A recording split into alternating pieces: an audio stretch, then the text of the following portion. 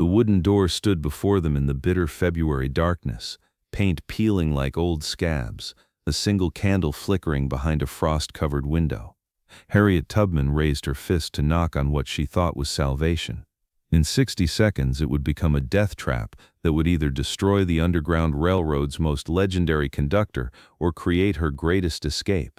The wooden door stood before them in the bitter February darkness, paint peeling like old scabs, a single candle flickering behind a frost-covered window.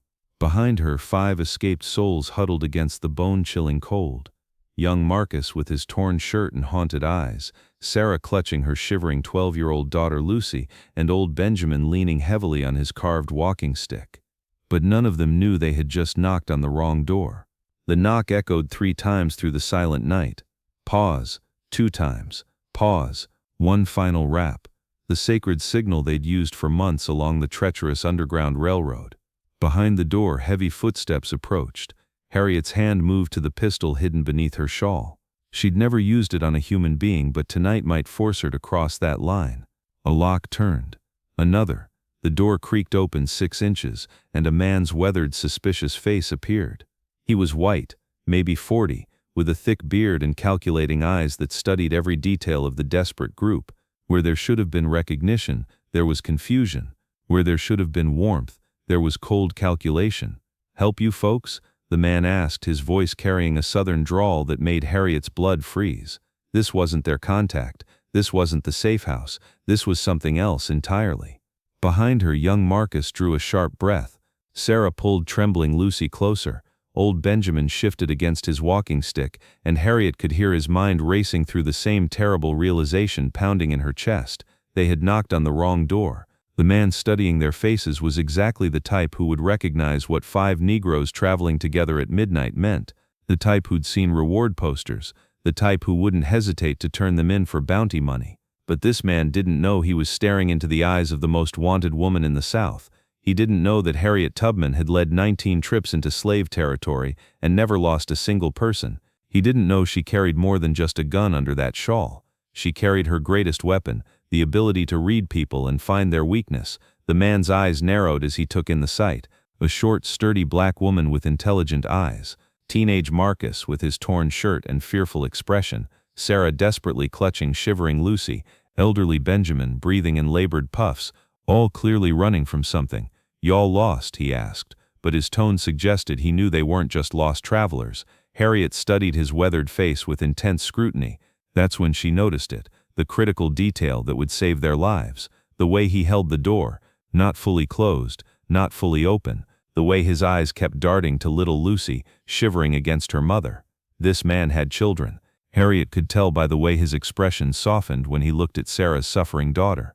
And men with children had a weakness she could exploit. "Sir," Harriet said, her voice steady despite the terror clawing at her throat, "I apologize for disturbing your evening, but this little girl is desperately sick, and we're trying to get her to a doctor before it's too late." The man's gaze went immediately to the child, who was shivering violently from cold, fear, and genuine illness. Lucy's lips had a bluish tint in the candlelight. "Sick how?" he asked, and Harriet heard genuine concern creep into his gruff voice. "High fever, sir. Started this morning and won't break. We've been walking since sunset, desperately trying to reach help." Sarah, understanding perfectly, pulled Lucy closer and whispered loud enough for him to hear, "It's okay, baby. This nice man's gonna help us." But here's what none of them saw coming next. The man didn't just look at sick Lucy with concern. His entire demeanor shifted. He stepped back and opened the door wider. "Bring her in right now," he said urgently. "I've got medicine that works. My wife kept supplies before she—" He paused painfully. "Just bring her in. A child that's sick shouldn't be out in this cold another minute." They didn't need to be told twice. Marcus slipped through first, his young eyes darting around nervously. Sarah followed, carrying Lucy with tender precision. Benjamin moved slowly, his arthritis making each step a struggle. Harriet came last, her hand still on the pistol. The inside told a heartbreaking story. It was warm from a fire crackling in a stone fireplace. The smell of cornbread lingered, but scattered throughout were remnants of interrupted family life. A dusty wooden rocking horse in the corner, children's toys on a shelf, a family Bible beside a faded photograph of a woman holding a young girl. This wasn't a bounty hunter's house. This was a grieving father's house where loss had left permanent marks. The man closed and locked the door. "Name's William Crawford," he said, extending his hand. "Don't get many visitors this late. But a fevered child is different." "Thank you kindly, Mr. Crawford," Harriet said, studying his face for deception. "We're grateful for your unexpected kindness." Crawford moved to a medicine cabinet and pulled out a small brown bottle. "This willow bark tincture brings down stubborn fevers. My own precious daughter used to get sick exactly like this." His voice carried profound sadness.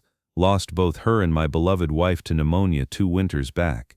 House gets mighty quiet without little feet and woman's laughter." The pieces clicked.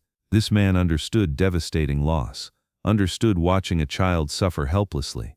That's why he'd opened his door. His anger at cruel fate had given way to compassion. Crawford gave the medicine to Sarah, who administered it to Lucy with shaking hands. The child's violent shivering began easing, whether from the remedy or simply the blessed warmth. "You folks rest here tonight," Crawford said determinedly. "Roads ain't safe with such a sick child." But that's when everything changed. Young Marcus, standing guard by the window as Harriet had taught him, suddenly stepped back with alarm. "Someone's coming fast," he whispered urgently. "Multiple riders. They're stopping outside." The comfortable temperature seemed to drop instantly. Crawford peered through the curtains, his face growing pale. "Federal Marshals," he said quietly. 3, maybe 4. They've been patrolling heavy lately, hunting runaways and anyone helping them." Harriet's mind raced through desperate possibilities. This was it, the moment determining whether they lived free or died as examples. Crawford seemed genuinely kind, but federal marshals offered substantial rewards. "Where can we hide?" she asked. "Root cellar under the kitchen," Crawford said, revealing a trapdoor. "Cramped and cold, but it'll hold all 5 if you stay quiet." The hoofbeats stopped directly outside, but before anyone could move, heavy pounding shook the house. "William Crawford, open immediately. Federal business." The voice was harsh, commanding. No signals, no courtesy, just raw governmental authority demanding obedience. Crawford looked at Harriet, and she saw something unexpected. Not fear of the marshals, pure, righteous anger. "They got no right," he muttered, hands clenching. "Man can't help a sick child without government agents terrorizing innocent folks." That's when Harriet realized something crucial. Crawford wasn't afraid of the marshals. He was furious with them, and angry people could be convinced to take extraordinary risks. But wait, here's the part nobody saw coming. Instead of scrambling for the hiding place like every instinct screamed, Harriet made a decision that was either genius or suicide. "Mr. Crawford," she said quietly, "how would you like to save 5 lives and make those marshals look like complete fools?" "What are you talking about? Trust me completely. Do exactly what I say and we'll all walk out free." Crawford looked at this small woman who'd filled his grief-stricken house with quiet authority. "What do you need me to do?" Harriet moved with military efficiency, handing Sarah a damp cloth. "Wipe Lucy's forehead, make her look sicker." To Marcus, "Sit by the fire, act exhausted." To Benjamin, "Lean heavy on that stick, breathe hard." To Crawford, "Answer that door, tell them the truth. You're helping a sick child, and you don't appreciate being disturbed." The front door exploded inward. Heavy boots crashed across the threshold. 3 men in federal uniforms burst in, weapons drawn, faces hard with authority. "Nobody move," the lead marshal shouted. "What the hell is this invasion about?" Crawford demanded, stepping protectively in front of his guests. "I've got a desperately sick child here, and you're terrifying her with this violence." The marshal's cold eyes swept the room methodically. A middle-aged white man defending guests. A worried mother holding a fevered child. Exhausted teenage Marcus huddled by the fire. Elderly Benjamin struggling to breathe. A small, unremarkable woman clutching medicine like any concerned neighbor. Exactly what they appeared to be. "We're hunting escaped slaves," the marshal said, voice losing some edge. 5 of them, led by a woman they call Moses.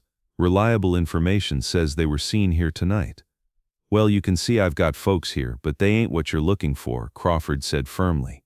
"This little girl's burning with fever, and your shouting is scaring her worse." But here's what made the search terrifying, and almost exposed them.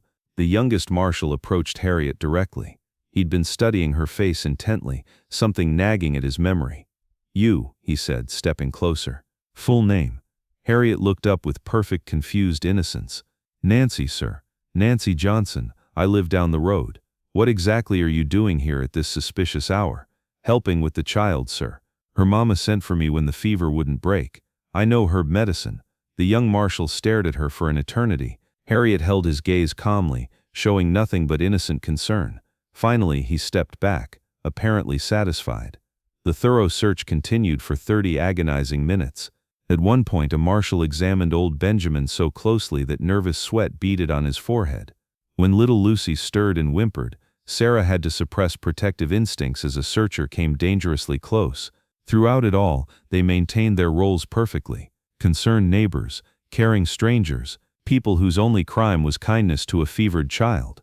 When the frustrated marshals finished their exhaustive search empty-handed, they were clearly annoyed at wasting time on what appeared exactly as Crawford claimed.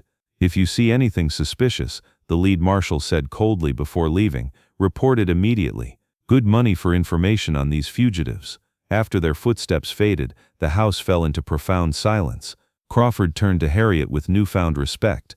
"That was the bravest thing I've ever witnessed. Sometimes the best hiding place is plain sight," Harriet replied. But they weren't safe yet.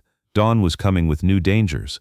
Crawford showed them a back path to the train station where the morning freight to Philadelphia would depart. "Take care of that precious girl," he said, pressing food into Sarah's grateful hands. As they prepared to leave, stepping into cold pre-dawn air, Harriet noticed something that made her blood run cold.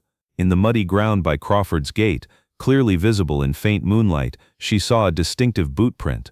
Not from the marshal's standard heavy boots, she'd memorized those patterns. This print was smaller, more delicate, with unusual heel markings. Someone else had been watching tonight. Someone who'd stood in this exact spot, observing everything, before slipping away minutes before the marshals arrived. But there was more that made her stomach turn with recognition. Beside the suspicious footprint lay a small brass button with distinctive patterns she'd seen before. From a coat worn by someone she knew, someone she'd trusted completely. The betrayal was real, methodical, and coming from inside their own network. Someone in the Underground Railroad was systematically feeding information to federal marshals, someone close enough to know their routes, safe houses, schedules, and deepest secrets. As dawn broke over Pennsylvania, Harriet Tubman sat in a boxcar with 4 souls who would wake up free. Sarah's daughter Lucy slept peacefully, her fever finally breaking. Old Benjamin breathed easier as the train carried them north. Young Marcus talked excitedly about finding work in Philadelphia's shipyards. She'd done it again, kept her sacred promise, led another group safely out of bondage without losing a single precious life. But the boot print and that brass button haunted her thoughts like ghosts. Someone in their carefully constructed network was playing a deadly double game. Someone close enough to know their movements was feeding detailed information to authorities, systematically betraying the very people they'd sworn to help reach freedom. Someone she had trusted was orchestrating their destruction from within. As Philadelphia's welcoming skyline appeared in the distance, Harriet made a silent but ironclad promise. She would find the traitor who'd nearly gotten them all killed or captured. She would uncover their identity, understand their motives, and ensure they could never again threaten the sacred work of the Underground Railroad. Because Moses didn't just lead people to freedom, she protected them from those who would drag them back to chains, whether those enemies wore federal uniforms or friendly faces. The train rolled steadily toward the city of brotherly love, carrying its precious cargo of hope, determination, and unbreakable human spirit. Behind them lay the terror of slavery and ever-present fear of recapture. Ahead lay freedom, opportunity, and the simple but precious right to make their own choices about their own lives. But somewhere between slavery and freedom, between fear and hope, a betrayer was already planning their next move, preparing to send more brave souls into federal traps. And when that time came, Harriet Tubman would be ready and waiting. What would you have done in that impossible situation? Would you have had the courage to hide in plain sight when federal marshals were breaking down the door? Would you have trusted a stranger with your life and the lives of 4 people depending on you for their freedom? Let us know in the comments below, and don't forget to like this video and subscribe to our channel for more incredible true stories of courage, faith, and the unbreakable human spirit that refuses to be chained. Thank you for watching.